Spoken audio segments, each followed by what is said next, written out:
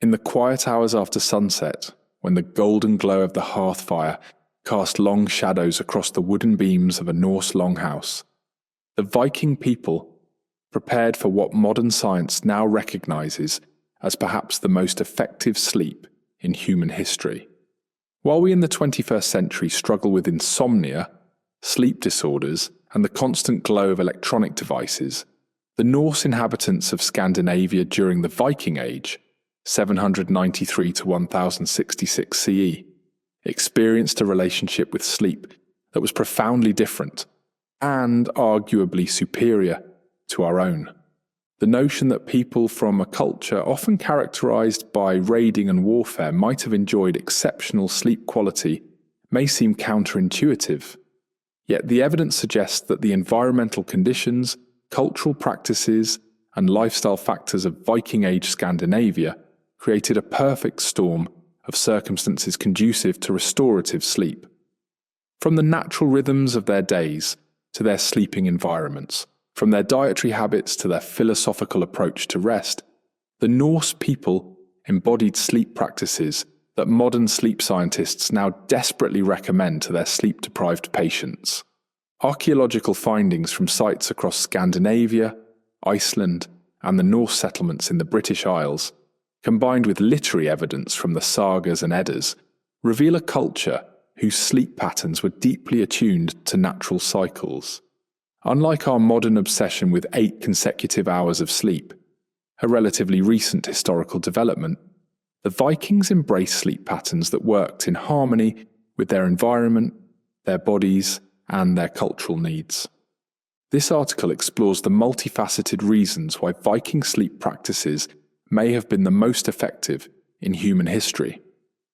We will examine how their biphasic sleep patterns aligned with natural human rhythms, how their physical environments promoted better sleep, and how their cultural attitudes toward rest created healthier sleep hygiene than many subsequent civilizations achieved. By understanding the sleep practices of the Norse people, we gain not only historical insight, but potentially valuable lessons for improving our own troubled relationship with sleep in the modern world. As we journey through the sleeping habits of the Viking Age, we will meet characters like Thorvald the shipbuilder, whose winter sleep routine in his coastal Norwegian homestead reveals much about Norse sleep environments, and Astrid the healer, whose knowledge of sleep-inducing herbs was passed down through generations. Through these historically grounded examples, we can glimpse the lived experience of sleep during this fascinating period of human history. The evidence suggests a provocative conclusion. Despite their reputation as fierce warriors and explorers, the people of the Viking Age may have been among the most well-rested humans in history, a quality that perhaps contributed to their remarkable achievements in navigation, craftsmanship, and cultural expansion. As we shall see when it comes to sleep, we modern humans have much to learn from our Norse ancestors. The modern world's obsession with consolidated 8-hour sleep is a historical anomaly, a product of industrialization, artificial lighting, and rigid work schedules rather than human biology. Archaeological evidence and saga accounts suggest that the Vikings, like many pre-industrial societies, practiced what sleep historians call biphasic, or segmented sleep, a pattern that may have been far more aligned with our natural biological rhythms. The evidence for Viking biphasic sleep. The Old Norse language itself provides clues to this sleep pattern. The sagas frequently mention fyrsta svefn, first sleep, and references to waking in the middle of the night for various activities before returning to odia svefn, second sleep. While these terms don't appear consistently enough to form conclusive evidence alone, they align with what we know about pre-industrial sleep patterns across Europe. In the Grettis saga, the titular hero Grettir Asmundarson is described as rising after his first sleep to tend to household matters before returning to his bedding later in the night. Similarly, in Egil's saga, there are references to characters waking in the dead of night to conduct business or conversations before returning to sleep until dawn. Archaeological evidence from Viking settlements supports this textual evidence. Excavations at Jorvik, modern-day York in England, a significant Viking settlement, revealed household layouts conducive to nighttime activity. Fire pits in longhouses show evidence of being maintained throughout the night, suggesting regular waking periods. The natural pattern of Viking sleep. Based on this evidence and our understanding of pre-industrial sleep patterns, a typical Viking sleep schedule likely followed this pattern.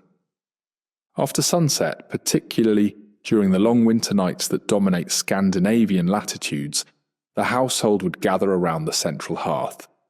As darkness fell completely, usually a few hours after sunset, they would retire for their first sleep. This might last approximately 4 hours, after which many would wake naturally. This midnight waking period, lasting perhaps 1 to 2 hours, was not considered insomnia or a sleep disorder as we might classify it today, but rather a normal and expected part of the night. During this time, Vikings might tend to the fire, check on livestock, engage in quiet conversation, perform religious rituals, or even visit neighbours. Consider Bjorn Haraldsson, a farmer from the Trondheim region of Norway. Archaeological evidence from similar farmsteads suggests that, after his evening meal, and perhaps some storytelling around the fire, Bjorn would retire to his sleeping platform as darkness fell completely, around 7 or 8 p.m. in winter. After sleeping deeply for about 4 hours, he might wake around midnight, add wood to the central hearth, check on his valuable livestock, perhaps drink some ale or water, and possibly discuss the next day's work with family members who were also awake. After an hour or so of such activities, he would return to his sleeping platform for his second sleep until dawn. The biological basis for biphasic sleep. Modern sleep science has begun to recognize that biphasic sleep may actually be more natural for humans than our modern consolidated sleep pattern. Research by historian A. Roger Ekirch, who documented hundreds of historical references to segmented sleep in pre-industrial Europe, suggests that this pattern was the norm throughout human history until artificial lighting changed our relationship with darkness. The human body naturally produces a surge of prolactin during the midnight waking period of biphasic sleep, a hormone associated with a sense of calm and well-being. Additionally, the natural circadian rhythm tends to include a period of heightened alertness a few hours after falling asleep, which aligns perfectly with the biphasic pattern.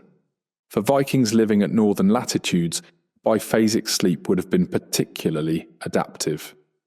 During winter, when darkness could last 16 to 20 hours, in parts of Scandinavia, attempting to sleep continuously for such long periods would have been biologically impractical. The midnight waking period broke the long dark hours into manageable segments while allowing necessary tasks to be completed. Seasonal variations in Viking sleep.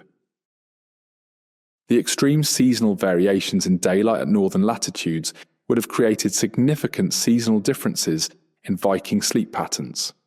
During summer, when daylight could last 20 hours or more in parts of Scandinavia, sleep would necessarily be compressed into shorter periods. The sagas occasionally mention the difficulty of sleep during the nightless nights of midsummer.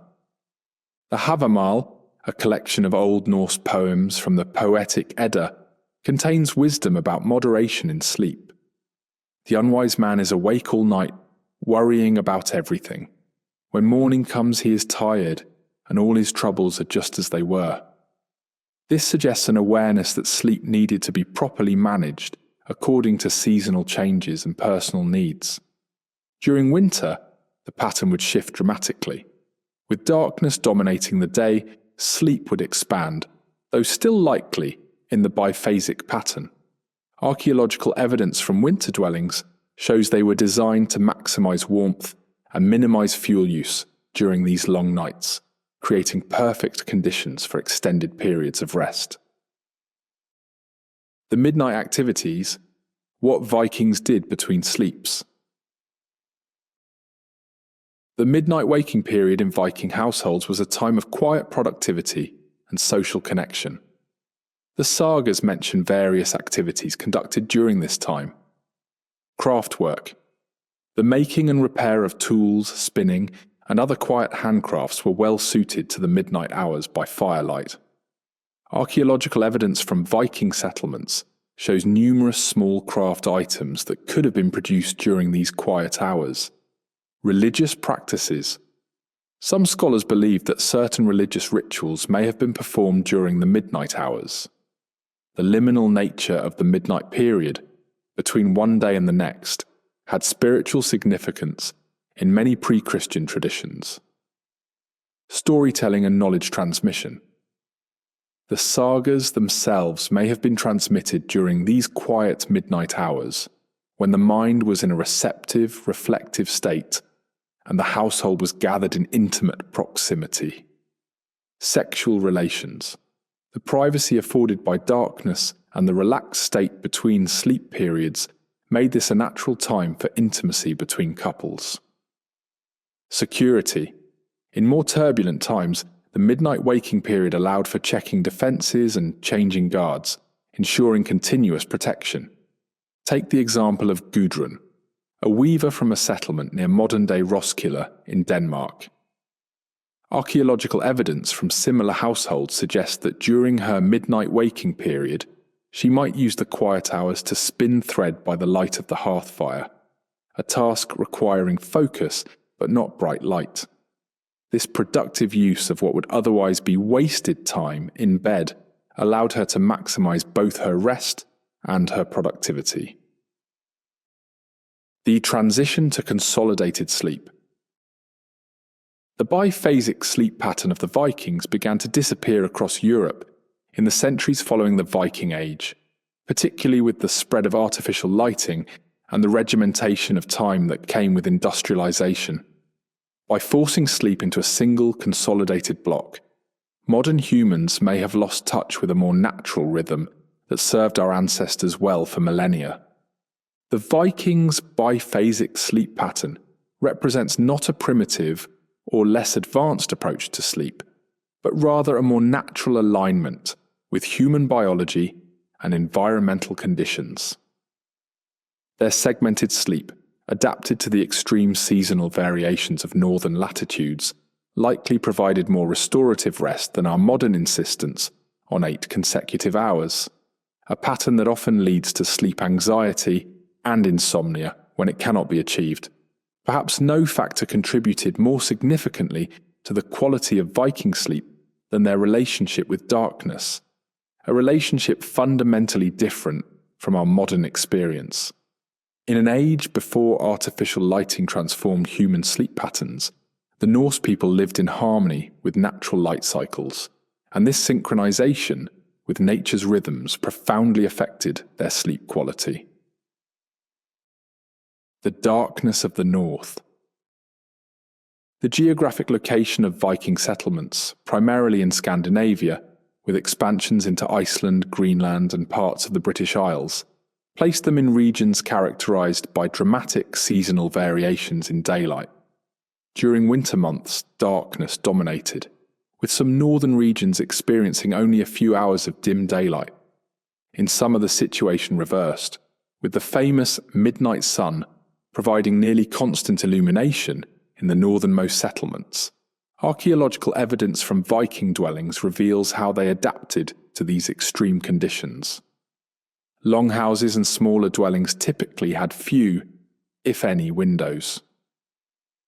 Those that existed were small and could be covered with translucent materials like animal membrane or oiled cloth, or simply blocked with shutters. The primary source of light and heat was the central hearth, whose fire would be banked low during sleeping hours. This created an environment of profound darkness during sleeping periods, a darkness far more complete than most modern humans ever experience. Even on clear moonlit nights, the interior of Viking dwellings would have been characterized by a darkness that modern sleep researchers now recognize as optimal for human sleep. The biological impact of true darkness. Modern sleep science has identified the critical importance of darkness for quality sleep. Darkness triggers the production of melatonin, the hormone that regulates sleep-wake cycles. Without sufficient darkness, melatonin production is suppressed, leading to difficulty falling asleep, reduced sleep quality, and potential long-term health consequences. The Vikings, living without artificial light, would have experienced melatonin production patterns closely aligned with natural sunset and sunrise. During winter months, this would have meant elevated melatonin levels for extended periods, creating ideal conditions for deep, restorative sleep. Consider Leif, a fisherman living on the Norwegian coast near modern-day Bergen. Archaeological evidence from similar coastal settlements suggests that his winter sleep environment would have been characterized by nearly complete darkness from mid-afternoon until late morning. With only the dim glow of banked coals in the hearth providing minimal illumination, his pineal gland would have produced melatonin at optimal levels for 12 to 16 hours each day during winter months. A study published in the Journal of Sleep Research found that when modern subjects were exposed to natural light cycles without artificial lighting for just 1 week, their sleep patterns rapidly synchronized with sunset and sunrise, and melatonin production increased by 30%. The Vikings lived their entire lives in such conditions, suggesting they likely experienced consistently optimal melatonin production. The Vikings were not, of course, without any form of artificial light. They used fires, oil lamps, and candles made from tallow or beeswax. However, these light sources differed fundamentally from modern lighting in ways that preserved sleep quality. First, these light sources produced primarily yellow-red spectrum light, rather than the blue spectrum light that most severely suppresses melatonin production. Modern research has shown that exposure to blue light, common in LEDs and screens, in the evening can delay melatonin production by up to 3 hours. The warm spectrum light of Viking fires and candles would have had minimal impact on their circadian rhythms. Second, these light sources were relatively dim.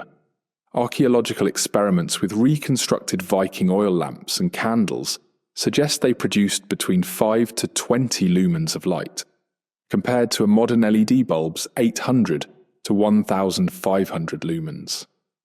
This low light level would have been insufficient to significantly suppress melatonin production. Third, artificial light was used sparingly due to the effort and resources required to produce it. Candles and oil for lamps were relatively expensive in terms of labour and materials.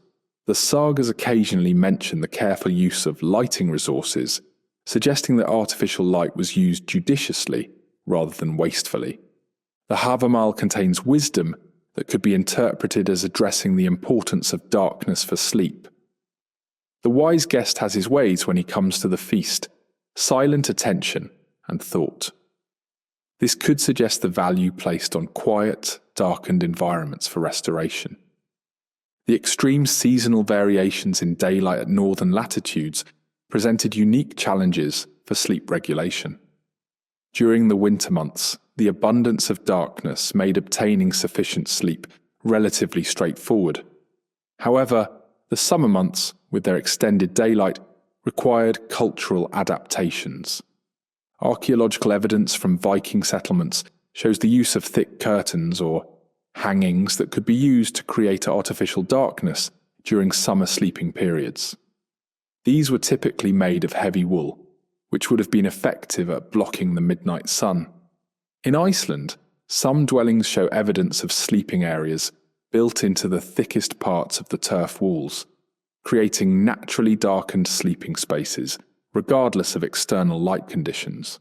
The sagas mention the use of specific sleeping arrangements during summer months.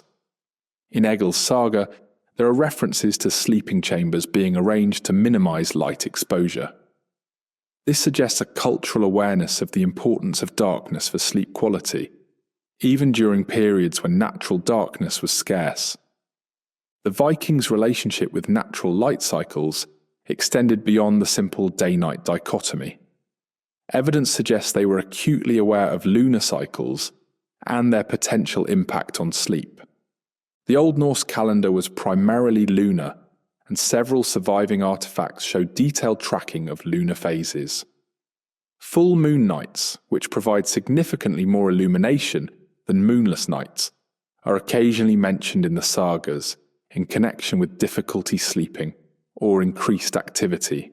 Snorri Sturluson, in the prose Edda, references the moon's influence on natural cycles, suggesting an awareness of its potential impact on human rhythms as well. Modern research has confirmed that lunar cycles can indeed influence human sleep, with studies showing that people take longer to fall asleep and experience reduced deep sleep during full moon phases, even when they cannot see the moon. The Vikings' awareness of these natural cycles likely led to behavioral adaptations. Archaeological evidence from several settlements suggests that certain activities were planned according to lunar phases, potentially including adjustments to sleep timing and duration. The sleep-friendly relationship with darkness that characterized the Viking Age began to change in the centuries that followed. The increased use of candles, the development of better oil lamps, and eventually gaslighting and electric light progressively eroded the natural darkness that had supported human sleep for millennia. By the Industrial Revolution, artificial light had dramatically altered human sleep patterns across much of Europe. The invention of the electric light bulb in the late 19th century accelerated this change, creating environments where true darkness became increasingly rare. Today, light pollution affects more than 80% of the world's population, and many people never experience the kind of complete darkness that was normal for the Vikings. This constant exposure to artificial light, particularly blue spectrum light in the evening hours, has been linked to widespread sleep disorders and related health problems. The Vikings' embrace of natural darkness, both by necessity and through cultural adaptations, likely contributed significantly to sleep quality superior to that experienced by most modern humans. Their sleep environments, characterized by profound darkness during sleeping hours, would have supported optimal melatonin production and natural circadian rhythms, creating conditions for deep, restorative sleep that many of us can only imagine. One of the most striking differences between Viking sleep practices and our modern approach lies in the fundamentally communal nature of sleep during the Norse era. While contemporary Western culture prizes private bedrooms and individual sleeping arrangements, archaeological evidence and saga accounts reveal that Vikings typically slept in shared spaces, an arrangement that likely enhanced both their physical security and psychological well-being. Archaeological excavations of Viking dwellings across Scandinavia, Iceland, and Norse settlements in Scotland and Ireland reveal consistent patterns in sleeping arrangements. The typical Viking longhouse featured a central hearth with sleeping platforms or benches running along the walls. These platforms, often raised and built into the structure of the building, were shared sleeping spaces rather than private rooms. At Stung, a remarkably well-preserved Viking-age farmstead in Iceland, archaeologists have uncovered clear evidence of communal sleeping arrangements. The main longhouse featured raised platforms along both long walls that served as seating during the day and sleeping areas at night. Similar arrangements have been found at sites ranging from Jorvik, York, in England, to Lance aux Meadows in Newfoundland, suggesting this was a consistent pattern across the Viking world. The sleeping platforms were typically constructed of wood and would have been covered with straw, wool, and furs for comfort. Archaeological evidence suggests that these platforms were not divided into individual sleeping spaces, but were continuous, with entire households sharing the same sleeping area. Based on archaeological findings and saga accounts, we can reconstruct typical sleeping arrangements in Viking households. The master of the household and his wife typically occupied the most favorable position on the sleeping platform. usually the section nearest the central hearth for warmth, and often slightly elevated or separated by subtle architectural features to denote status. Children, unmarried relatives and servants would occupy other sections of the same sleeping platform, arranged according to status and practical considerations. In larger households, there might be sleeping platforms on both sides of the longhouse, with the household head's family on one side and lower status members on the other. Consider the household of Gunnar Hammondarson, a wealthy farmer from southern Iceland whose homestead has been partially excavated. Archaeological evidence suggests his longhouse measured approximately 20 metres by 5.5 metres, with sleeping platforms running along both long walls. Gunnar, his wife Hallgerda, and their youngest children would have slept on the most favourable section of the platform, while older children, relatives and workers occupied other sections. During particularly cold winter nights, the entire household, perhaps 15 to 20 people, would have slept in the same space, their body heat contributing to the warmth of the building. This communal sleeping arrangement provided significant security benefits in an age when physical safety could not be taken for granted. With multiple people sleeping in the same space, there was always someone likely to wake if danger threatened. The sagas contain numerous accounts of households being alerted to danger by someone waking during the night, a natural security system embedded in their sleeping arrangements. In Njal's saga, when enemies approach Gunnar's farm at night intending harm, they are detected because someone in the household hears them outside and raises the alarm. This pattern appears repeatedly in the sagas, the communal sleeping arrangement functioning as an effective early warning system. For travellers, communal sleeping provided similar security. The Havamal advises travellers to remain vigilant. Let a man never sleep in the house of a stranger. Many a man who appears harmless proves harmful when night comes. The poem goes on to suggest that sleeping with one's weapons close at hand is wise practice.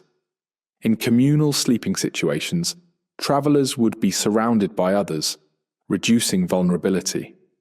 Beyond the practical security benefits, modern sleep science suggests that communal sleep arrangements may have provided significant psychological benefits that enhanced sleep quality.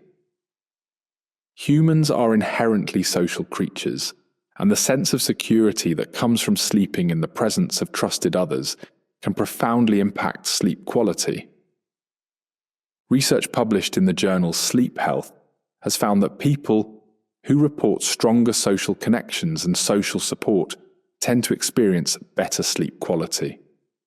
The physical proximity of trusted others during sleep appears to reduce vigilance and anxiety, allowing for deeper, more restorative sleep. For Viking children, sleeping alongside family members would have provided a sense of security that modern sleep researchers recognize as crucial for healthy sleep development. Studies of traditional cultures that practice co-sleeping have found that children in these arrangements often experience fewer sleep disturbances and develop healthy sleep associations. The saga literature occasionally references the comfort derived from communal sleeping. In Grettir's saga, the protagonist, who spends much time in isolation due to his outlaw status, specifically mentions missing the security of sleeping among household members. This suggests a cultural recognition of the psychological benefits of communal sleep. The communal nature of Viking sleeping arrangements raises obvious questions about privacy, particularly for intimate relations between couples. Archaeological and literary evidence suggests several adaptations that address these concerns. Some excavated Viking dwellings show evidence of curtains or dividers that could be used to create semi-private areas within the communal sleeping space. At the Coppergate excavations in York, archaeologists discovered remnants of textile dividers that appear to have been used to section off portions of sleeping platforms. The sagas occasionally mention closed beds or bed closets, box-like structures that could provide privacy within the larger communal space. These appear to have been primarily used by the head of the household and his wife, representing both a status symbol and a practical solution to privacy needs. Additionally, the biphasic sleep pattern discussed earlier created natural opportunities for intimacy during the midnight waking period, when some household members might be engaged in activities away from the sleeping area. While Viking sleep was fundamentally communal, archaeological evidence reveals subtle status distinctions within sleeping arrangements. Higher status individuals typically occupied the warmest, most comfortable sections of sleeping platforms, usually those closest to the central hearth. In some excavated longhouses, the head of the household's sleeping area featured slightly better construction, additional furs, or small architectural distinctions. At Borg in Lofoten, Norway, archaeologists uncovered a large chieftain's longhouse with clear evidence of status differentiation in sleeping arrangements. The high-status sleeping area was slightly elevated and featured remnants of higher-quality bedding materials than other sections. These status distinctions within communal sleeping arrangements reflect the hierarchical yet interconnected nature of Viking society, maintaining social order while preserving the security and psychological benefits of sleeping in proximity to others. The intensity of communal sleeping likely varied seasonally in the Viking world. During the harsh northern winters, practical considerations of warmth would have encouraged closer sleeping arrangements, with body heat serving as a valuable resource for survival. Archaeological evidence from several sites suggests that winter dwellings were often smaller and more heavily insulated than summer structures, creating more intimate sleeping conditions during cold months. In contrast, during summer months with milder temperatures, sleeping arrangements may have been more dispersed, with some household members possibly sleeping in outbuildings or even outdoors. This seasonal variation would have created a rhythm of social closeness and distance throughout the year, potentially contributing to social cohesion, while preventing the conflicts that might arise from constant close proximity. The communal sleeping arrangements that characterized the Viking Age began to change in the centuries that followed. With the introduction of Christianity and increasing influence from continental European practices, architectural styles gradually shifted toward more compartmentalized living spaces. By the late medieval period, homes of wealthy Scandinavians began to feature separate sleeping chambers, at least for high-status individuals. This trend continued and accelerated through the Renaissance and into the modern era, eventually resulting in our contemporary emphasis on private bedrooms. This transition from communal to private sleep represents one of the most significant but least discussed changes in human sleep behavior over the past millennium. The Vikings' communal sleep practices, which had evolved over thousands of years to enhance both security and psychological well-being, were gradually replaced by sleeping arrangements that prioritized privacy and individual space, often at the expense of the social connection that had characterized sleep throughout most of human history. The evidence suggests that the communal nature of Viking sleep likely contributed significantly to its quality. By sleeping in the presence of trusted others, Vikings would have experienced enhanced security and psychological comfort that modern sleep science recognizes as conducive to deep, restorative sleep. Their communal sleeping arrangements represented not a primitive necessity to be overcome, but rather a sophisticated adaptation that supported optimal sleep in their historical context. The physical sleep environment of the Viking Age differed dramatically from our modern bedroom settings, yet archaeological evidence suggests that Norse sleeping arrangements may have provided superior ergonomic support and healthier sleeping conditions than many contemporary mattresses. The Viking bed, consisting primarily of natural materials gathered from their local environments, created a sleep surface that modern sleep science increasingly recognizes as beneficial for proper spinal alignment and temperature regulation. Archaeological excavations across the Viking world reveal consistent patterns in the construction of sleeping surfaces. The foundation typically consisted of raised wooden platforms built along the walls of longhouses. These platforms, constructed of split logs or planks, were generally 40 to 60 centimetres high and 1.5 to 2 metres wide, dimensions that allowed them to serve as seating during the day and sleeping areas at night. At the Firelit settlement in Denmark, archaeologists uncovered well-preserved sleeping platforms with evidence of careful construction. The wooden base was slightly angled toward the wall, creating a subtle incline that would have positioned sleepers' heads slightly higher than their feet, a configuration that modern sleep research suggests can improve circulation and reduce acid reflux during sleep. Similar platforms have been found at Viking settlements from Dublin to the Faroe Islands, suggesting this was a standard architectural feature across Norse culture. The wooden platform itself provided a stable, level foundation that prevented sleepers from coming into direct contact with the often damp ground, an important consideration in the humid northern climate. Upon these wooden platforms, Vikings created layered bedding using entirely natural materials. Archaeological evidence, combined with references in the sagas, suggests a typical arrangement of layers that provided both comfort and insulation. The base layer typically consisted of locally harvested straw or hay. At several archaeological sites, including settlements in Iceland and Greenland, preserved remnants of these straw mattresses have been recovered. Analysis of these remains reveals that the straw was typically changed seasonally and was often selected for softness, with certain types of grass apparently preferred. Straw, while seemingly primitive compared to modern mattresses, offers several advantages as a sleeping surface. It provides natural spring and flexibility, conforming somewhat to the body while still offering support. Modern ergonomic research suggests that moderately firm, responsive surfaces like this may be optimal for spinal alignment during sleep. Additionally, straw allows air circulation, preventing the heat buildup that can occur with solid mattresses. This breathability would have helped regulate sleeping temperature, a factor that sleep scientists now recognize as crucial for quality sleep. The Norse practice of regularly replacing the straw would have also reduced dust mites and other allergens that can accumulate in modern mattresses. Above the straw foundation, archaeological evidence suggests layers of woolen materials were typically added.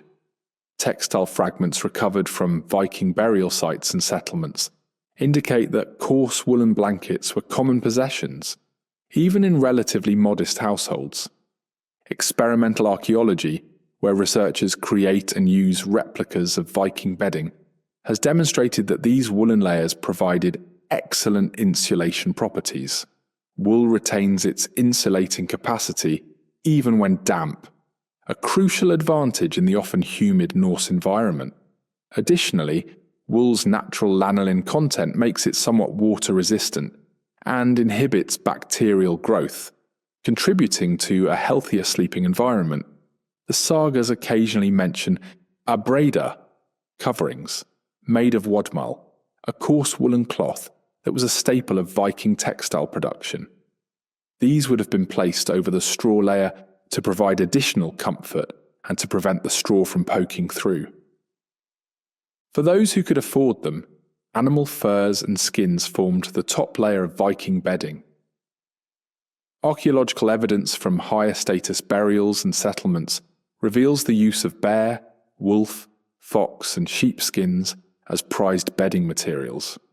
At the Oseberg ship burial, which contained the remains of a high-status woman from 9th century Norway, multiple animal hides were found, suggesting their importance as status symbols and practical bedding. Similarly, the 10th century Mammon burial in Denmark contained fragments of bear fur that appears to have been used as bedding. Furs provided superior insulation and a soft sleeping surface. Modern sleep researchers have found that natural fur and wool can help regulate body temperature during sleep by wicking away moisture while providing insulation, creating what sleep scientists call a microclimate. that remains relatively stable throughout the night. Consider Astrid, the wife of a prosperous farmer near what is now Trondheim, Norway. Archaeological evidence from similar households suggests her sleeping area would have consisted of a wooden platform covered first with fresh rye straw, changed seasonally, then a layer of coarse woolen cloth, and finally, as befitting her status, several sheepskins and perhaps a bearskin. This arrangement would have provided excellent insulation against the cold Norwegian nights, while offering ergonomic support similar to what modern orthopedic mattresses attempt to achieve. Modern sleep science increasingly suggests that the firm but responsive support provided by traditional bedding materials may be superior for spinal health compared to many modern mattresses. Research published in the Journal of Chiropractic Medicine has found that medium-firm, natural sleeping surfaces often provide better support for the natural curvature of the spine than very soft mattresses, which can allow the spine to sag into misalignment. The layered approach of Viking bedding created a surface that was firm enough to support proper alignment while still conforming somewhat to body contours. This combination, which high-end modern mattress companies now attempt to recreate with advanced materials, came naturally from the Vikings' use of straw, wool, and furs in combination. Additionally, the Viking practice of sleeping slightly inclined, with the head end of the platform often slightly higher, aligns with modern recommendations for those suffering from acid reflux or certain respiratory conditions. This natural incline would have facilitated easier breathing during sleep. One of the most significant advantages of Viking bedding materials was their superior temperature regulation, compared to many modern alternatives. Sleep scientists now recognize that maintaining an optimal body temperature is crucial for quality sleep, particularly for achieving and maintaining deep sleep phases. The natural materials used in Viking bedding, straw, wool, and fur, all possess excellent temperature regulating properties. They provide insulation when needed, while allowing excess heat and moisture to dissipate. Modern synthetic materials often trap heat and moisture, leading to sleep disruptions when the body overheats during the night. Archaeological evidence suggests that Vikings adjusted their bedding seasonally. Excavations at several sites show different compositions of bedding materials in structures identified as summer versus winter dwellings. This seasonal adaptation would have further enhanced temperature regulation throughout the year. The Viking approach to head support during sleep also differs from our modern expectation of soft, fluffy pillows. Archaeological evidence suggests that headrests were typically firm, often consisting of a small leather or wool cushion stuffed with feathers, wool, or even moss. At the Coppergate excavations in York, archaeologists discovered a leather cushion that appears to have served as a pillow. Similar finds from other Viking settlements suggest that these headrests were relatively firm by modern standards. Interestingly, modern research on sleep posture suggests that firmer head support may be better for spinal alignment than the very soft pillows common today. Studies have found that overly soft pillows can contribute to neck pain and poor sleep posture, while moderately firm support better maintains proper alignment of the cervical spine during sleep. As discussed in the previous section on communal sleep, Viking sleeping platforms were typically shared among multiple people. This arrangement had implications for the physical sleeping experience beyond the social aspects previously explored. Shared sleeping surfaces distribute weight differently than individual beds, creating natural depressions and support patterns that can actually enhance comfort. Modern sleep researchers studying traditional cultures have noted that shared sleeping surfaces often create natural nests that support the body's contours. Additionally, in the cold northern climate, shared body heat would have been a significant advantage, reducing the need for excessive layers of bedding that might restrict movement during sleep. The natural bedding materials that characterized the Viking Age remained common throughout much of Europe, until relatively recently. The transition to raised bedsteads with stuffed mattresses began among the elite during the medieval period, but didn't reach common households until much later. By the 19th century, straw mattresses were being replaced by cotton and horsehair models, and by the mid-20th century, synthetic materials had largely replaced natural fibres in most Western bedding. This transition, while perceived as progress, may have sacrificed some of the ergonomic and temperature-regulating benefits of traditional bedding. Recent trends in natural and organic bedding represent, in some ways, a return to principles that would have been familiar to the Vikings. The increasing popularity of wool mattress toppers, natural latex, and even straw-filled mattresses, now marketed as high-end orthopedic options, suggests a rediscovery of the benefits that Viking sleepers took for granted. The Viking bed, with its combination of firm support, natural temperature regulation, and regularly refreshed materials, likely provided an excellent foundation for quality sleep. While lacking the plushness we associate with luxury bedding today, the Norse sleeping surface offered ergonomic benefits that many modern mattresses attempt to recreate with advanced technology and materials, a testament to the sophisticated practicality of Viking sleep arrangements. While the Vikings are often remembered for their martial prowess and seafaring adventures, archaeological and literary evidence reveals a sophisticated understanding of medicinal plants, including those used to promote sleep and treat sleep disorders. The Norse pharmacopoeia included numerous herbs that modern science has confirmed possess sedative, anxiolytic, and sleep-enhancing properties. These natural sleep aids, combined with the environmental factors previously discussed, likely contributed significantly to the quality of Viking sleep. Archaeological excavations at Viking settlements have yielded substantial evidence of medicinal herb use. Pollen analysis from middens refuse heaps, and from residues in cooking vessels reveals the presence of numerous plants known for their sedative properties. At Jorvik, York, archaeologists discovered preserved seeds and plant remains including valerian, Valeriana officinalis, hops, Humulus lupulus, and linden, Tilia species, all plants with documented sleep-promoting properties. Similar findings have emerged from excavations in Dublin, Hedeby, and various Scandinavian sites, suggesting widespread knowledge of these plants' properties. Particularly telling are finds from what appear to be healers' or herbalists' dwellings.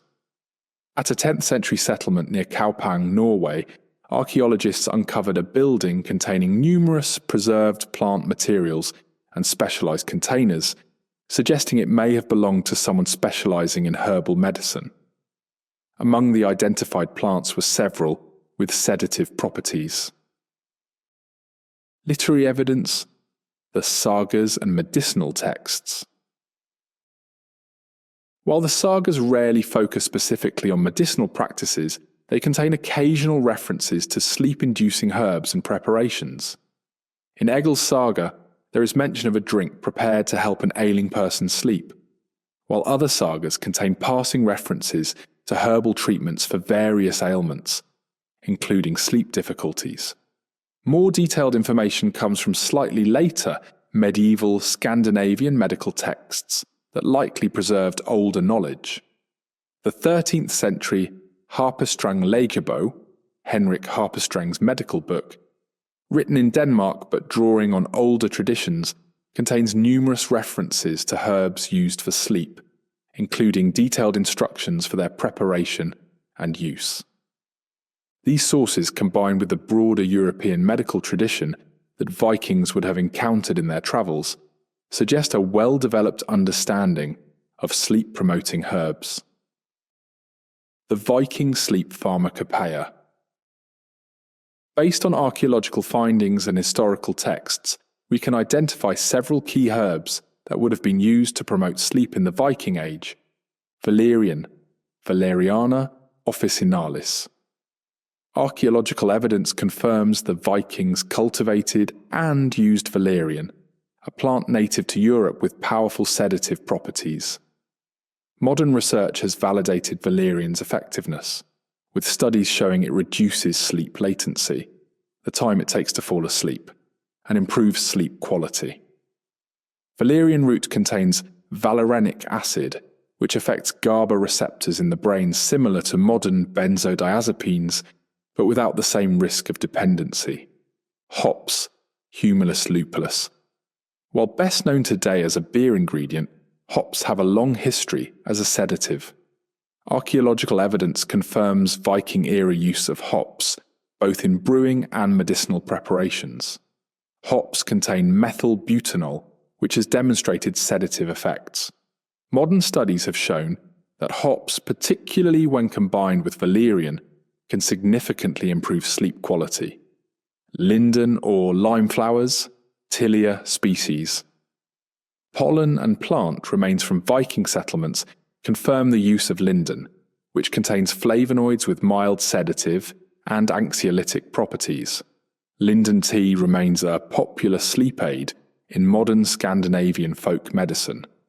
Chamomile, Matricaria chamomilla. Archaeological evidence suggests chamomile was known and used medicinally by Vikings.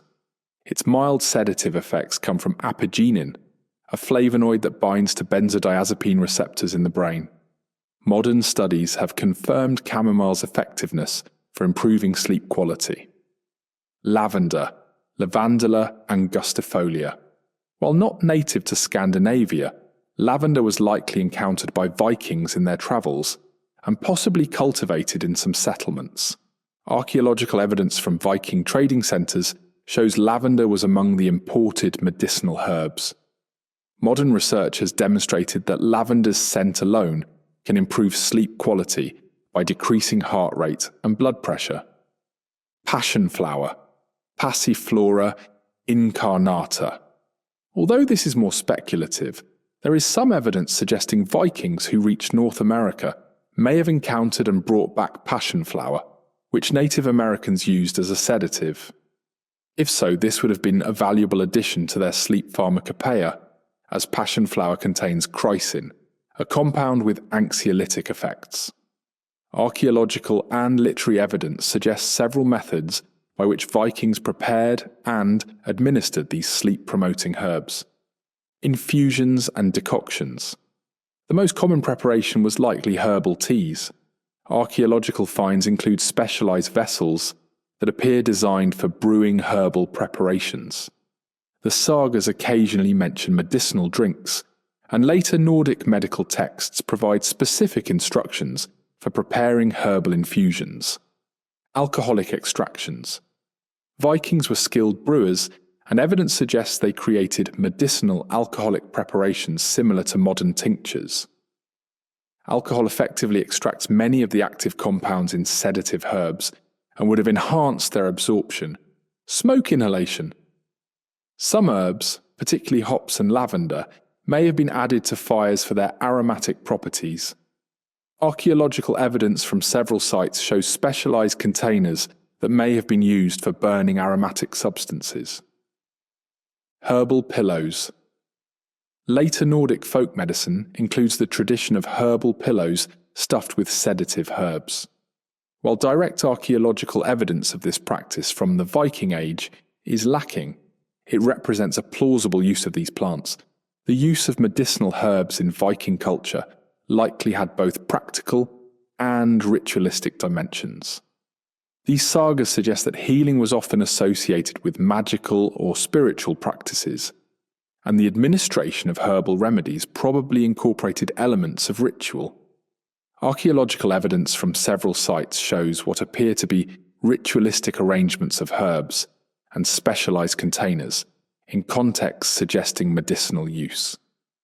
This suggests that the effectiveness of herbal sleep aids may have been enhanced by the psychological impact of ritual administration, what modern medicine would recognize as a placebo effect supplementing the herb's pharmacological properties.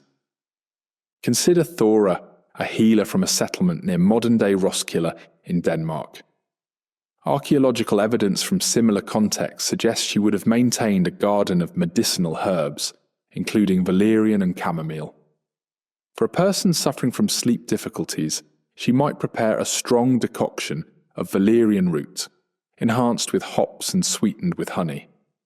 This would be administered in the evening, perhaps accompanied by specific incantations or rituals that enhanced its perceived effectiveness.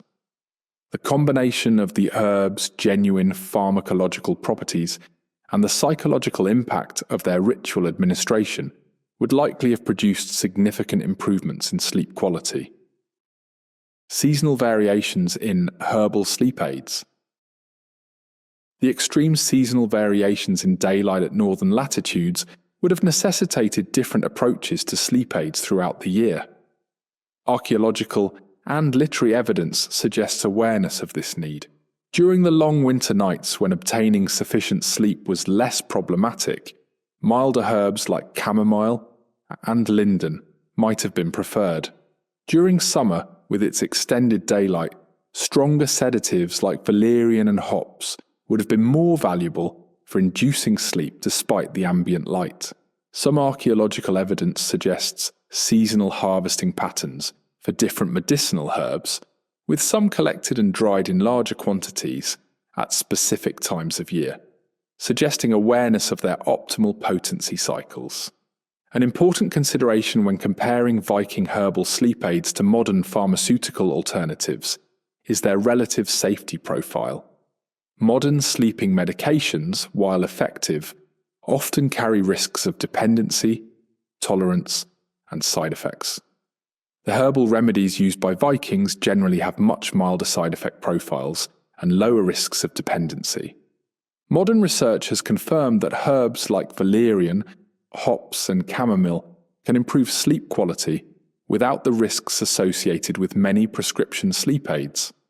While less potent than modern pharmaceuticals, their gentler action may actually have been advantageous for regular use, allowing Vikings to enhance sleep quality without developing tolerance or dependency.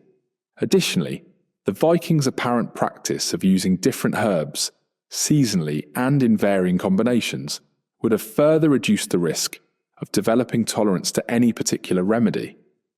Perhaps the most significant advantage of the Viking approach to sleep aids was their integration into a holistic sleep environment. Unlike modern sleep medications, which often attempt to force sleep in environments and schedules hostile to natural sleep patterns, Viking herbal remedies worked in concert with their natural light exposure, physical activity patterns, and sleep environment. This integrated approach likely enhanced the effectiveness of their herbal sleep aids. Modern sleep research has shown that the same sleep aid can have dramatically different effects depending on whether it's used in conjunction with good sleep hygiene practices or in isolation. The Vikings' use of herbal sleep remedies within a lifestyle already conducive to good sleep would have maximized their effectiveness while minimizing any potential drawbacks. A sophisticated approach that anticipated modern integrative medicine by a millennium. The archaeological and literary evidence suggests that Vikings possessed a nuanced understanding of sleep-promoting herbs that modern science has largely validated. Their herbal sleep aids, used within the context of lifestyle and environmental factors already conducive to good sleep, likely contributed significantly to sleep quality superior to that experienced by many modern humans relying on pharmaceutical interventions within sleep-hostile environments. The relationship between diet and sleep quality is increasingly recognized by modern sleep science, yet it represents an area where Viking practices may have inadvertently created near-optimal conditions for restorative sleep. Archaeological evidence combined with literary sources and our understanding of Norse food culture suggests that Viking dietary patterns supported healthy sleep through their timing, composition, and preparation methods. Archaeological evidence and saga accounts indicate that Vikings typically followed a meal pattern significantly different from modern eating habits.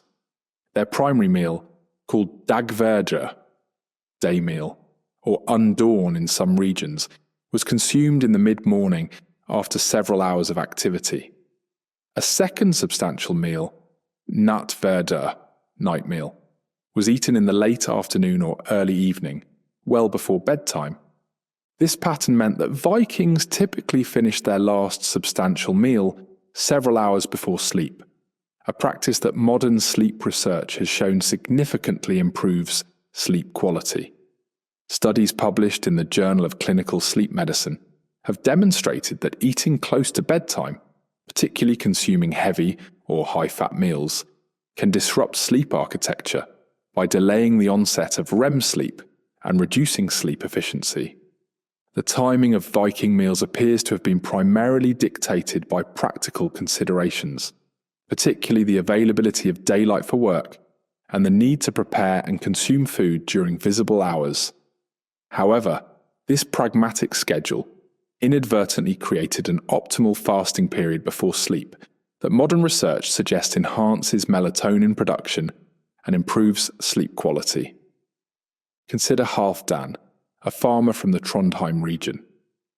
Archaeological evidence from similar farmsteads suggests his household would consume their final meal around 4 to 5 p.m. during winter months, allowing 3 to 4 hours of digestion time before retiring, as darkness deepened around 8 to 9 p.m. This natural interval between eating and sleeping would have allowed his digestive processes to substantially complete before sleep began, preventing the sleep disruptions associated with active digestion during the early sleep phases. Analysis of archaeological remains, including food residues, middens, refuse heaps, and human remains with isotope analysis, provides detailed information about the Viking diet. This evidence reveals several aspects of Norse nutrition that likely supported healthy sleep. High protein content. Archaeological evidence shows that the Viking diet was relatively high in protein from both animal and plant sources. Protein-rich foods contain significant amounts of tryptophan, an amino acid that serves as a precursor to serotonin and melatonin, both crucial neurochemicals for healthy sleep. Modern research has shown that adequate dietary protein, particularly when consumed earlier in the day rather than immediately before sleep, supports optimal sleep architecture. Omega-3 fatty acids. Isotope analysis of Viking remains consistently shows high levels of marine-derived nutrients, confirming the importance of fish in the Norse diet. Fatty fish, which archaeological evidence shows were dietary staples in many Viking communities, are rich in omega-3 fatty acids.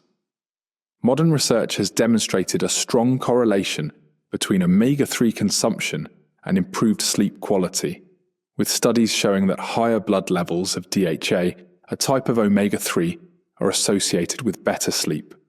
Complex carbohydrates. Archaeological evidence, including carbonized grain remains and grinding tools, shows that barley, rye, and oats were staples of the Viking diet. These whole grains provide complex carbohydrates that modern research has linked to improved sleep quality.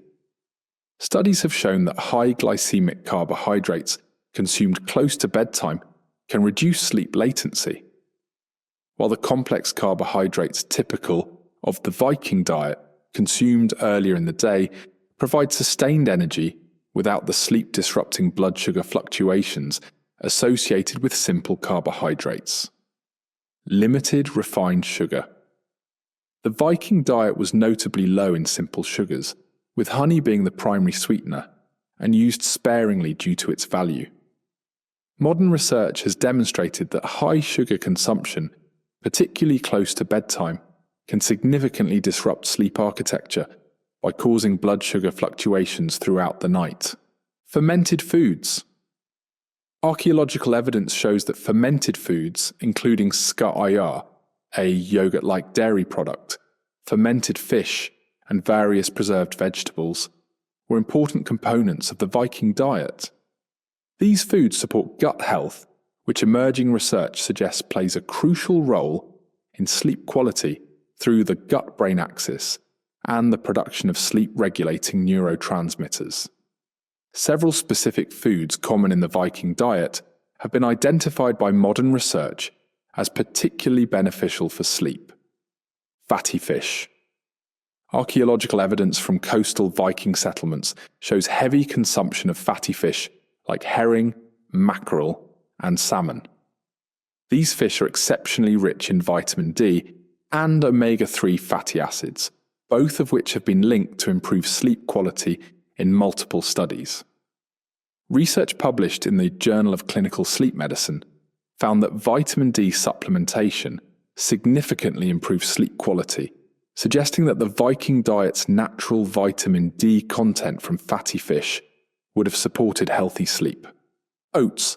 Carbonized grain remains from numerous Viking settlements confirm the importance of oats in the Norse diet. Oats contain melatonin and complex carbohydrates that promote stable blood sugar throughout the night. They also provide magnesium, which modern research has identified as an important mineral for sleep quality due to its muscle-relaxing properties and role in GABA production. Barley. Archaeological evidence shows barley was the most important grain in many Viking communities. Barley is rich in the amino acid tryptophan and contains significant amounts of magnesium and B vitamins, all nutrients. Modern research has linked to improved sleep quality. Dairy products. Analysis of residues in Viking cooking vessels confirms the importance of dairy in the Norse diet. Milk, particularly when fermented into products like skyr, contains calcium, tryptophan, and vitamin D, a combination of nutrients that support the production of melatonin. Modern research has shown that dairy consumption can improve sleep efficiency and increase REM sleep. Archaeological evidence shows that fermentation and other preservation methods were crucial to Viking food culture. These techniques not only extended food storage life, but inadvertently created products with enhanced sleep-promoting properties. Fermented fish. Analysis of residues from Viking food vessels confirms the practice of fermenting fish. This process increases the bioavailability of the omega-3 fatty acids that modern research has linked to improved sleep quality. Skyr and fermented dairy. Residue analysis confirms the production of fermented dairy products. The fermentation process increases the GABA content of dairy, a neurotransmitter with powerful sleep-promoting effects. Modern research has shown that GABA-rich fermented foods can reduce sleep latency and improve sleep quality. Sourdough bread. Archaeological evidence, including preserved starters and bread remains, confirms that Vikings typically fermented their grain products through sourdough processes. This fermentation reduces the phytic acid content of grains, increasing the bioavailability of sleep-promoting minerals like magnesium and zinc. The Viking diet showed significant seasonal variations that likely impacted sleep patterns throughout the year. Archaeological evidence from middens shows clear seasonal patterns in food consumption that would have affected sleep. Winter diet. During winter months, preserved foods dominated the Viking diet. These included dried and fermented fish, smoked meats, and stored grains. All foods that modern research has shown contain higher levels of certain sleep-promoting compounds compared to their fresh counterparts. For example, the fermentation and curing processes increase the availability of tryptophan in many foods. Summer diet. Archaeological evidence shows that summer diets included more fresh vegetables, fruits, and dairy. These foods are rich in antioxidants and minerals that support melatonin production. The natural synchronization of diet with seasonal light changes may have helped Vikings maintain healthy sleep despite the dramatic seasonal variations in daylight at northern latitudes. Analysis of Viking drinking vessels and well constructions confirms the importance of adequate hydration in Norse culture. Water, ale, with lower alcohol content than modern beer, and whey-based drinks appear to have been the primary beverages. Modern sleep research has established that proper hydration is crucial for quality sleep. while dehydration can fragment sleep and increase awakening frequency. The Viking practice of consuming moderate amounts of liquid throughout the day, rather than large amounts close to bedtime, which can cause nighttime awakening for urination, aligns with modern recommendations for sleep-supporting hydration patterns. Archaeological and literary evidence confirms that alcohol, primarily in the form of ale and mead, was consumed in Viking culture, often in substantial quantities during feasts and celebrations. However, several factors suggest that routine alcohol consumption may have been more moderate and less disruptive to sleep than in many modern contexts. Lower alcohol content, analysis of residues from Viking brewing vessels suggests their everyday ale had significantly lower alcohol content, typically 2 to 3%, than modern beer. Modern research has shown that while high alcohol consumption severely disrupts sleep architecture, particularly REM sleep, low to moderate consumption has less significant impacts. Timing of consumption. The saga suggests that heavy drinking typically occurred during special feasts rather than as a daily practice, and usually earlier in the day rather than immediately before sleep. This pattern would have minimized alcohol's disruptive effects on sleep architecture. Medicinal use. Some saga references suggest awareness that small amounts of alcohol could promote initial sleep onset, with mead sometimes mentioned as a sleep aid. Modern research confirms that while alcohol disrupts overall sleep architecture, small amounts can indeed reduce sleep latency. The dietary patterns that likely supported Viking sleep quality began to change in the centuries following the Viking Age. The introduction of refined sugar, increased alcohol content in beverages, later mealtimes, and eventually highly processed foods all represented departures from the sleep-supporting nutritional patterns of the Viking era. By the Industrial Revolution, many Europeans were consuming their largest meal in the evening, often close to bedtime, a significant change from the Viking pattern of eating the final meal well before sunset. This shift, driven by work schedules rather than natural light cycles, likely had substantial negative impacts on sleep quality. The archaeological and literary evidence suggests that the Viking diet, through both its composition and timing, created near-optimal conditions for quality sleep. Their consumption of foods rich in sleep-promoting nutrients, combined with meal timing that allowed complete digestion before sleep, likely contributed significantly to sleep quality. Superior to that experienced by many modern humans, whose diets and eating patterns often actively undermine healthy sleep. The relationship between physical activity and sleep quality is well established in modern sleep science, with moderate to vigorous daily exertion consistently linked to improved sleep architecture. Archaeological evidence, saga accounts, and our understanding of daily life in the Viking Age suggest that Norse physical activity patterns may have created ideal conditions for deep, restorative sleep, conditions increasingly rare in our sedentary modern world. Archaeological evidence provides clear insights into the physical nature of Viking existence. Analysis of skeletal remains shows distinctive muscle attachment patterns and bone density consistent with regular, intense physical activity. These skeletal markers vary by gender and social status, but universally indicate higher activity levels than modern populations. Examination of male Viking skeletons frequently shows asymmetrical development of arm and shoulder muscles, consistent with regular rowing, a physically demanding activity central to Norse maritime culture. Female skeletons often show distinctive muscle attachments associated with grain grinding, textile production, and other physically demanding domestic activities. Even high-status Vikings show skeletal indicators of regular physical activity. The remains of individuals buried with wealthy grave goods still display bone density and muscle attachment sites indicative of regular exertion, suggesting that physical activity was universal across Viking society rather than limited to labourers. The daily energy expenditure of Vikings would have far exceeded modern levels.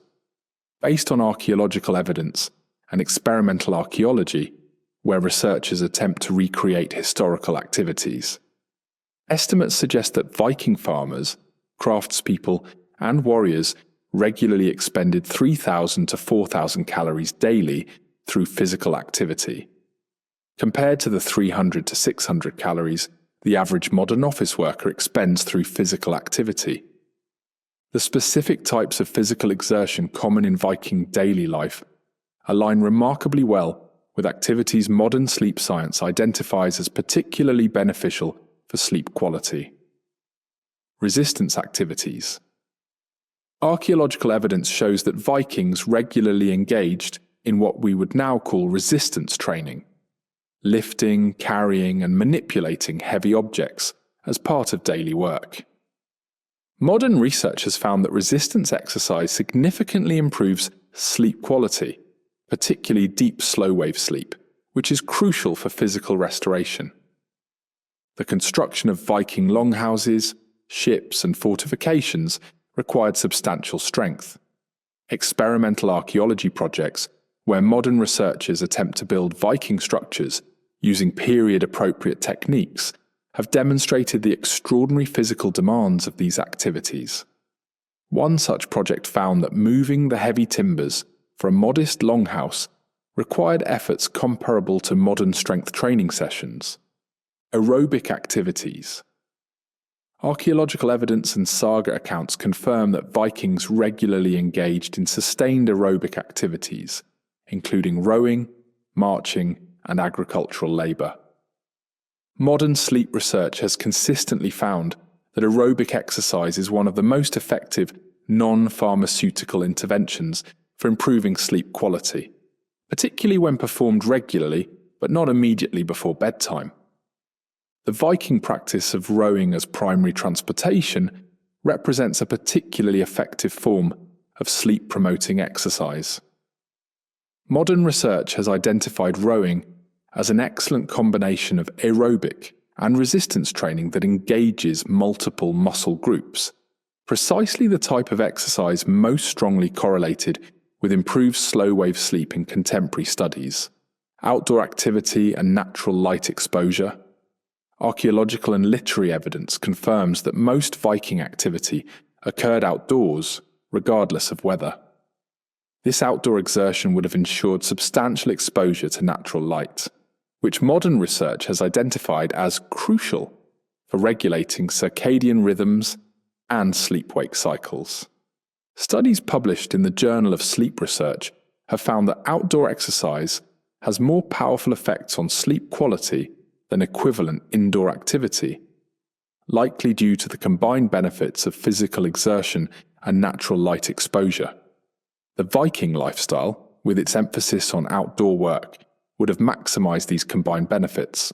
Archaeological evidence and saga accounts suggest that Viking physical activity patterns aligned naturally with circadian rhythms in ways that would have optimized sleep quality, morning and daytime exertion. The sagas frequently mention beginning work at dawn, with the most physically demanding tasks typically performed during daylight hours. Modern sleep research has found that morning and afternoon exercise most effectively enhances sleep quality, while intense evening activity can delay sleep onset. Seasonal adaptation. Archaeological evidence suggests that work patterns shifted seasonally, with more intense physical activity during the extended daylight of summer and reduced, though still substantial, exertion during winter months. This natural seasonal variation would have helped maintain consistent sleep quality, despite dramatic seasonal changes in daylight hours at northern latitudes. Gradual evening reduction. The saga literature suggests that evening activities typically involved less physically demanding tasks, such as storytelling, handicrafts, and meal preparation. This natural tapering of physical exertion in the hours before sleep aligns perfectly with modern recommendations for optimizing sleep onset. Consider Gunnar, a shipbuilder from coastal Norway. Archaeological evidence from similar contexts suggests his typical day would involve intense physical labour from dawn until late afternoon, rowing to obtain materials, lifting and shaping heavy timbers, and operating manual tools. As evening approached, his activities would naturally transition to less demanding tasks like fine carving or planning the next day's work. This pattern, intense physical exertion during daylight hours followed by gradually reduced activity before sleep, creates ideal conditions for deep, restorative sleep, according to modern research. While the Vikings engaged in substantial daily physical activity, archaeological and literary evidence suggests they also recognized the importance of rest and recovery, creating a balanced approach to exertion that would have supported optimal sleep. Seasonal rest periods. The saga literature references Jólavild, Yule rest, a period during the darkest winter months when physical labour was reduced and rest was emphasised. Modern research has found that periodic deloading phases are crucial for preventing the sleep disruptions associated with overtraining. Bathing and recovery practices. Archaeological evidence, including the remains of bathhouses at several Viking settlements, confirms the importance of bathing in Norse culture. The sagas mention hot baths as a recovery technique, particularly after travel or physical exertion. Modern research has identified warm bathing, especially 1 to 2 hours before bedtime, as an effective way to improve sleep quality by facilitating the natural drop in core body temperature that signals the body to sleep. Awareness of fatigue. The saga literature suggests a cultural awareness of the importance of adequate rest.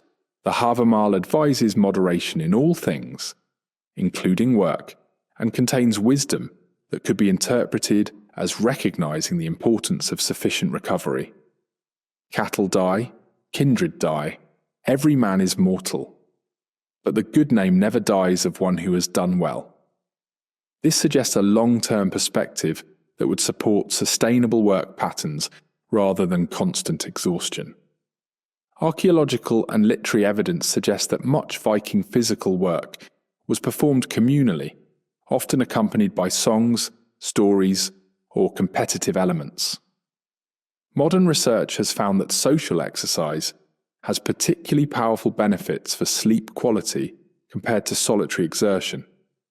Studies published in sleep medicine reviews have found that the combination of social interaction and physical activity creates a particularly effective stimulus for improving sleep quality, likely due to the combined effects of physical fatigue and positive social engagement. The communal nature of Viking work, from rowing ships to raising buildings, would have maximized these combined benefits. The Viking pattern of substantial daily physical exertion performed primarily during daylight hours contrasts sharply with modern activity patterns. Today, many people engage in minimal physical activity throughout the day, exercise intensely in the evening, if at all, perform physical activity indoors under artificial light, experience little seasonal variation in activity levels. Each of these modern patterns represents a departure from the activity patterns that supported Viking sleep quality. The shift from consistent daily physical exertion to sedentary lifestyles punctuated by occasional intense exercise represents one of the most significant changes in human sleep hygiene over the past millennium. Modern research suggests that the Viking pattern of consistent, substantial daily physical activity performed primarily during daylight hours, creates ideal conditions for deep, restorative sleep, particularly the crucial slow-wave sleep phases during which physical recovery occurs. An important distinction between Viking and modern fatigue patterns lies in the balance between physical and mental exhaustion. Archaeological and literary evidence suggests that Viking daily life involved substantial physical exertion, but relatively limited cognitive stress compared to modern, information-saturated environments. Modern sleep research has found that physical fatigue generally enhances sleep quality, while mental, cognitive fatigue and stress often undermine it. The Viking balance of high physical demands with lower cognitive stress represents a particularly sleep-friendly combination, according to contemporary sleep science. The archaeological and literary evidence suggests that Viking physical activity patterns, characterized by substantial daily exertion, performed primarily during daylight hours, with natural seasonal variations and appropriate recovery periods, created near-optimal conditions for quality sleep. Their combination of resistance and aerobic activities, performed outdoors and often socially, would have provided powerful sleep-enhancing benefits that many modern humans, despite our advanced knowledge of exercise physiology, fail to achieve in our sedentary, artificially lit environments. Beyond the physical and environmental factors that contributed to Viking sleep quality, archaeological evidence and saga literature suggest that Norse psychological approaches to sleep may have been equally important. Their cultural attitudes toward rest, their methods of managing anxiety, and their spiritual beliefs about sleep created mental conditions conducive to the deep, restorative sleep that modern humans often find elusive. The saga literature reveals a Norse culture that valued proper rest without fetishizing sleep or developing anxiety about it, a balanced approach that modern sleep psychology recognizes as optimal for sleep quality. The Havamal, a collection of Old Norse poems from the Poetic Edda, contains several verses that could be interpreted as addressing the importance of moderation in sleep.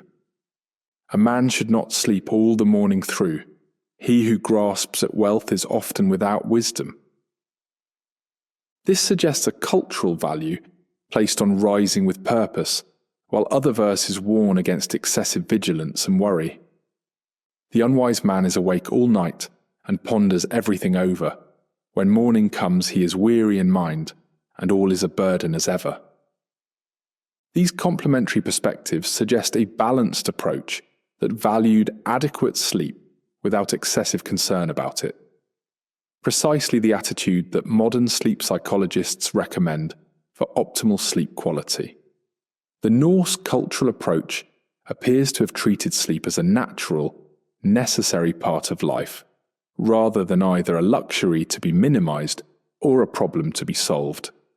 This balanced attitude contrasts sharply with both medieval Christian ascetic traditions that sometimes viewed sleep reduction as spiritually virtuous, and our modern productivity-obsessed culture that often treats sleep as an inefficiency to be minimized.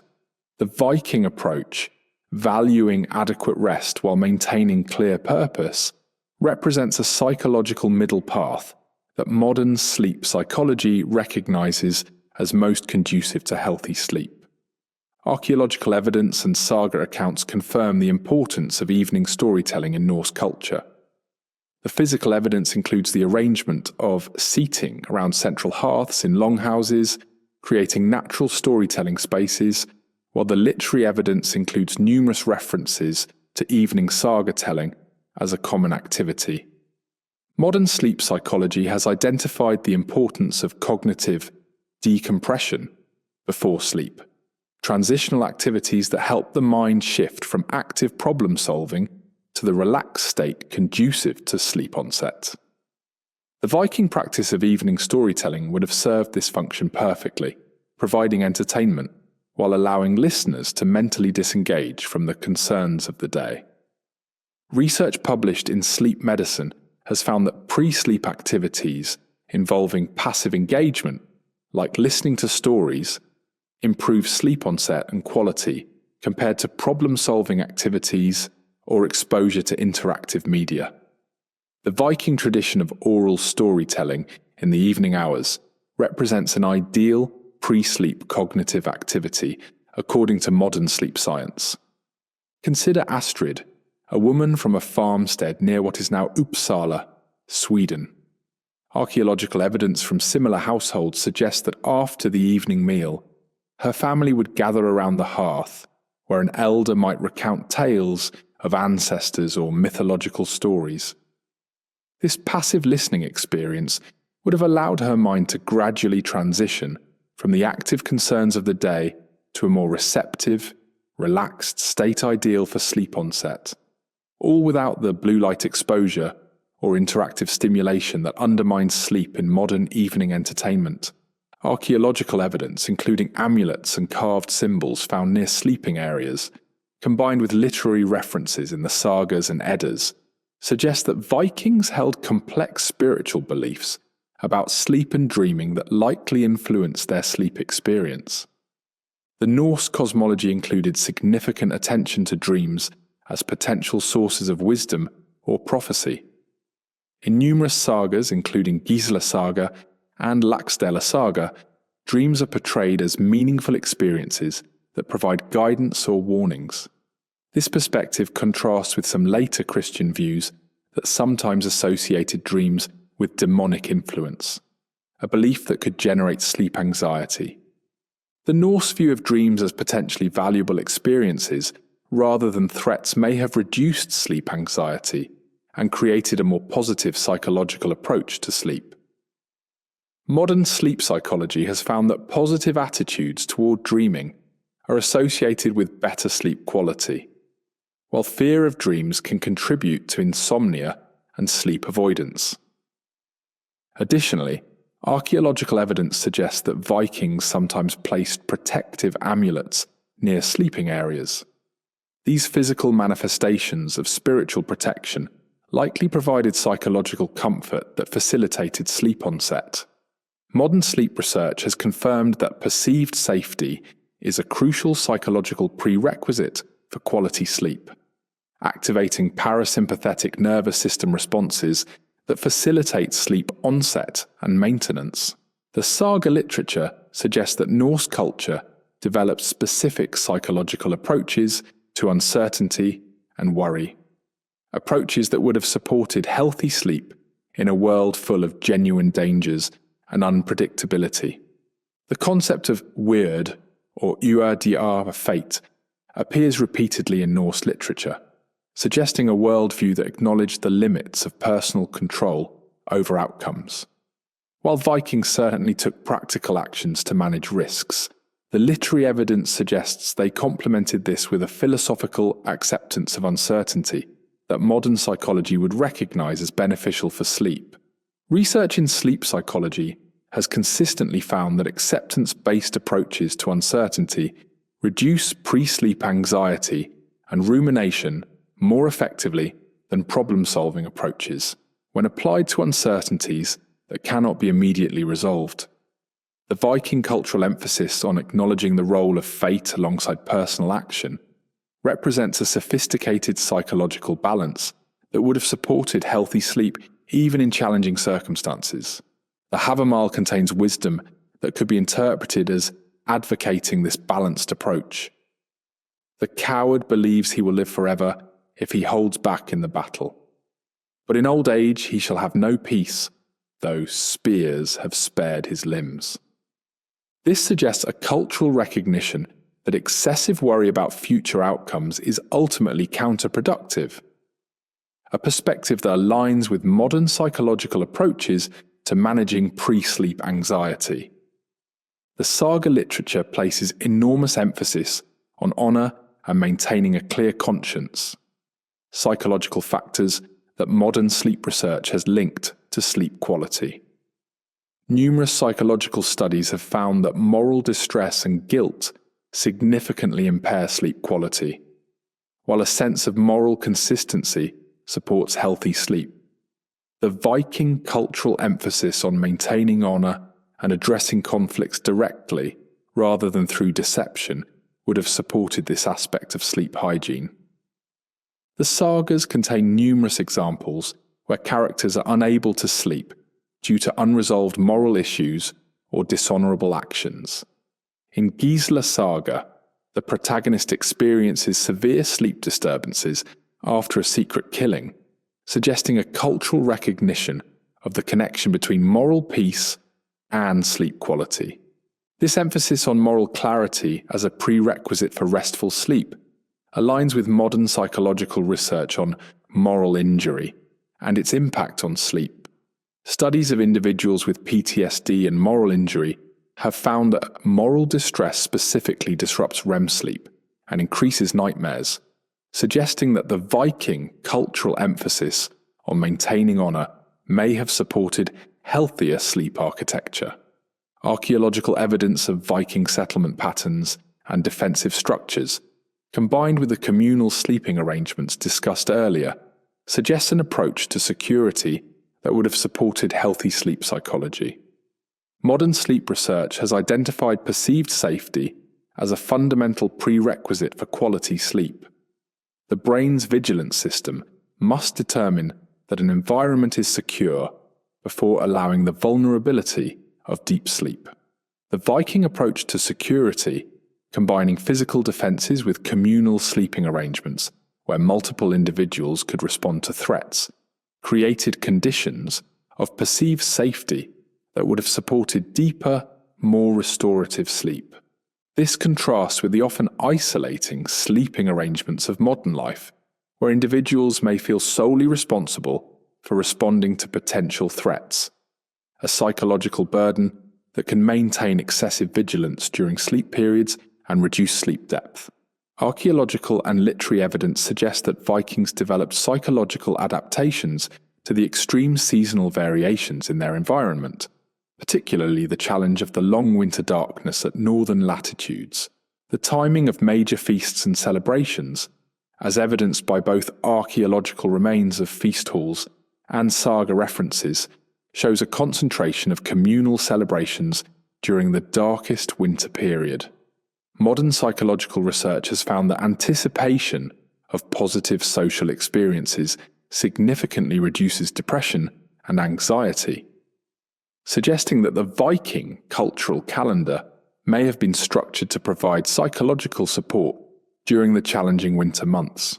Additionally, the Norse concept of solverf, sun turning or solstice, represented an important psychological framework for understanding the cyclical nature of dark periods.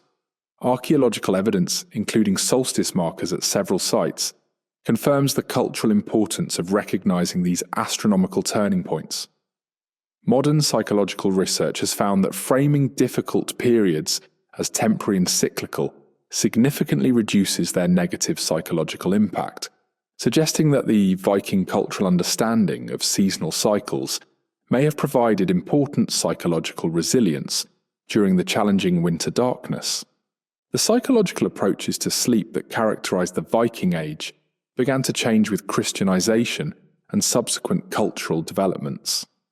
The introduction of concepts like acedia, spiritual sloth, and religious practices involving intentional sleep disruption, such as the monastic practice of nocturnal prayers, represented significant departures from the more balanced Norse approach to sleep. By the late medieval period, new anxieties about sleep had emerged in European culture, including fears of spiritual dangers during sleep and increased moral scrutiny of dreams. These developments likely undermined the more straightforward, balanced psychological approach to sleep that characterized the Viking Age.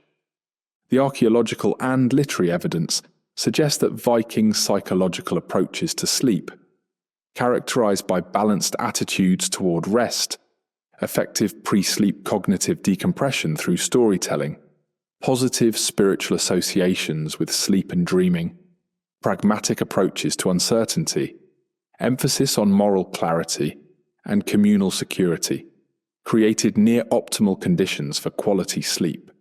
Their psychological framework supported healthy sleep in ways that many modern humans, despite our advanced understanding of sleep psychology, struggle to achieve in our anxiety-prone, hyper-connected world. The evidence presented throughout this exploration suggests a provocative conclusion. The people of Viking Age Scandinavia may indeed have experienced some of the best sleep in human history. Their sleep practices were not superior due to any single factor, but rather through the remarkable alignment of multiple elements, environmental, physical, nutritional, and psychological, that collectively created ideal conditions for restorative sleep. The Viking approach to sleep was not the result of advanced scientific understanding or deliberate optimization. Rather, it emerged organically from their way of life, their environmental conditions, and their cultural practices. Yet modern sleep science increasingly validates the effectiveness of these ancient patterns, suggesting that in our quest for better sleep, we might look not only forward to new technologies, but also backward to wisdom embedded in traditional practices. What made Viking sleep particularly effective was the integration of multiple sleep-supporting factors into a coherent whole.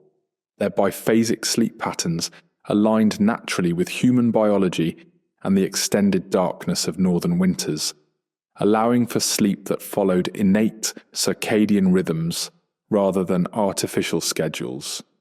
Their relationship with darkness, living without artificial light and experiencing true darkness during sleeping hours, supported optimal melatonin production and circadian regulation.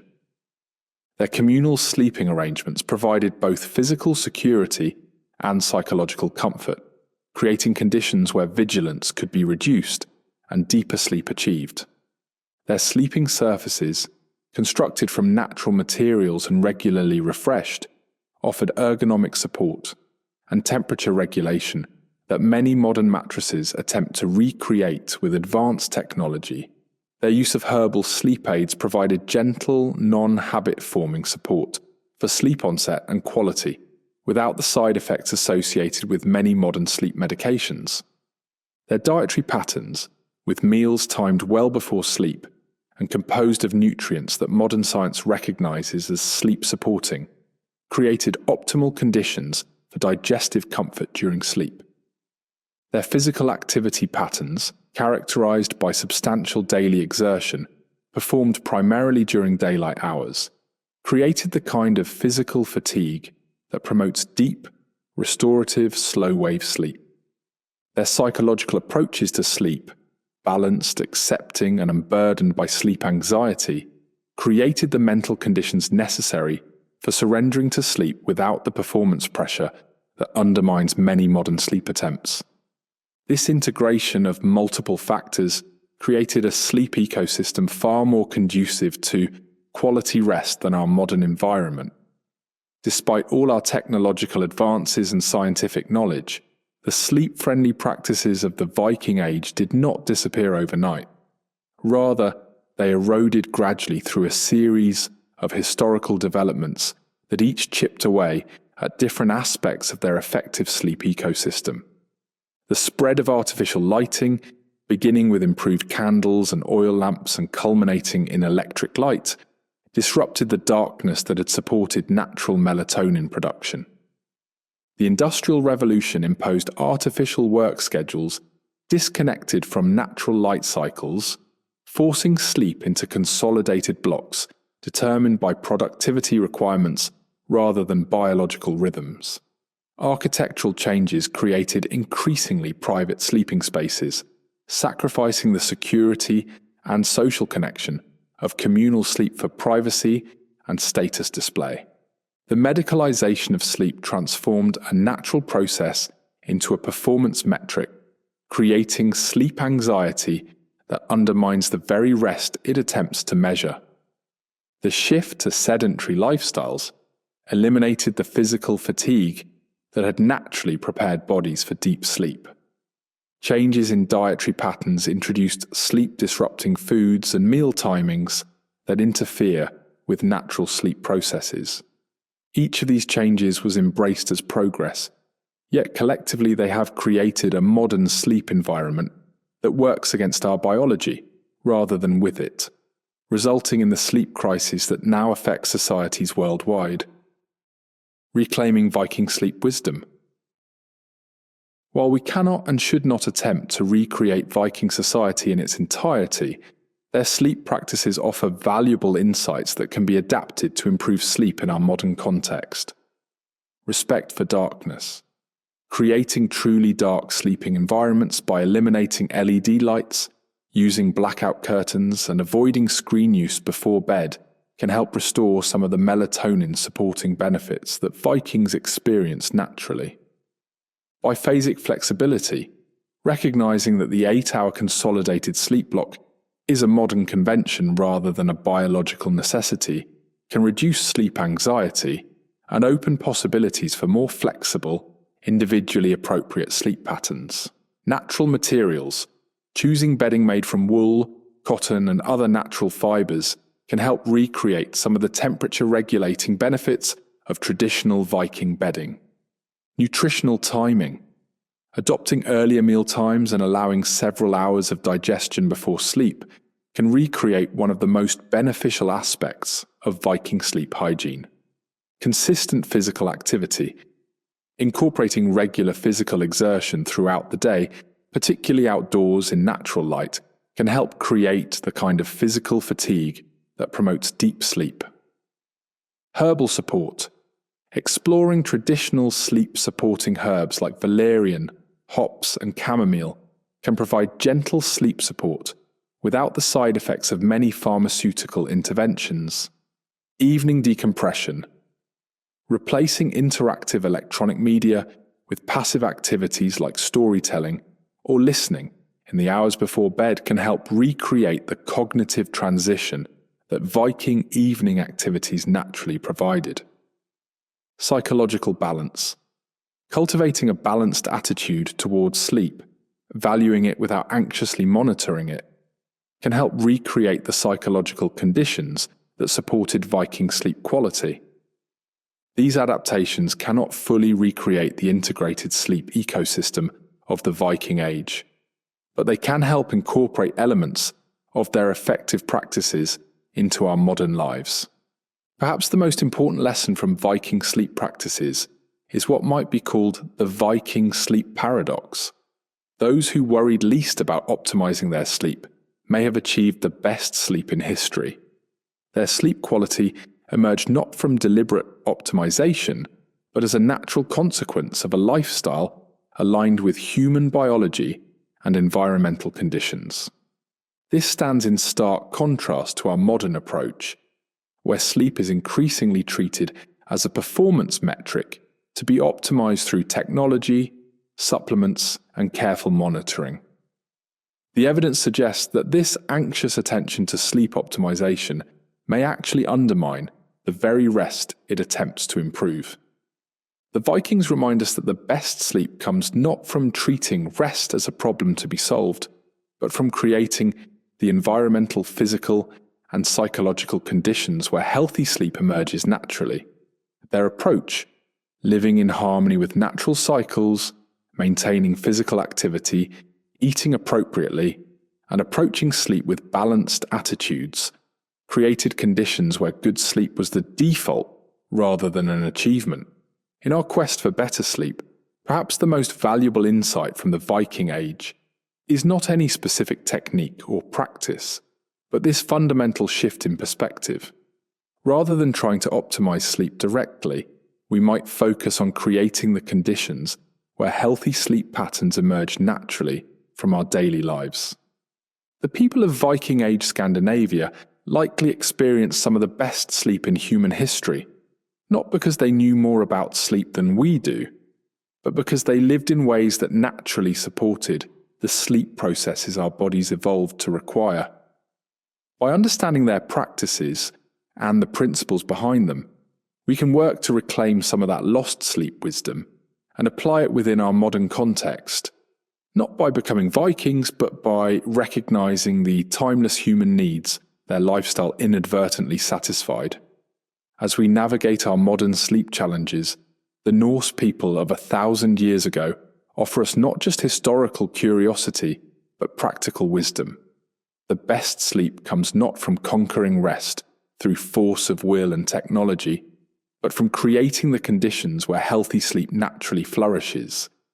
In this, as in their legendary journeys, the Vikings have charted a path we would be wise to follow.